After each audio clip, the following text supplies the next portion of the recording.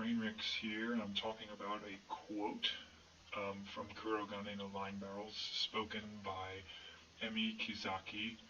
Kizaki says this right at the end before she dies, and I have here a picture of the same quote, but it's from the manga, but we'll just be dealing with the anime because I haven't read too much of the manga, so, it could affect the storyline differently, so instead I'm just going to stick with what I know of from the anime. So Kizaki speaks this line, and then she dies, and then causing Koichi to go on a murderous rampage, and he goes insane, and lights and flashing explosions, But I feel pretty confident that the reason he went crazy is not because of this line that she spoke, which inspired him to do such remarkable things, but just the fact that this girl that he kind of liked died right in front of him. I think, knowing everything we know about Koichi's character, he probably wasn't really listening to what her mouth was saying, and instead reacting emotionally to the fact that she just kicked the bucket.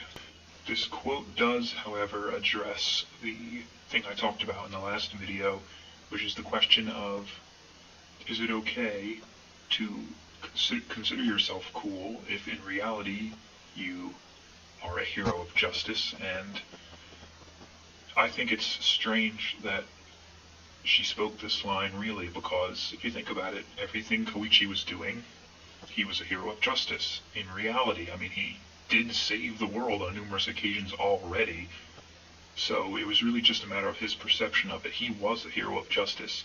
It's just a matter of, in his own mind, he wasn't really.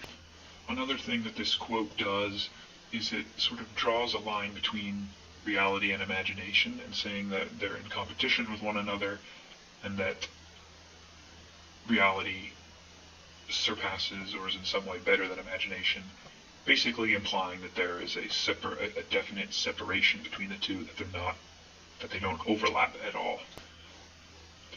But I am under the impression that reality is all-inclusive, and since we are a part of reality and everything we do is part of reality, so is our imagination. So imagination, I think, is definitely, they overlap, and it would be most accurate to think of their relationship as imagination being a subset of reality.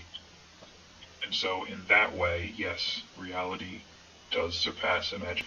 It surpasses imagination in its scope.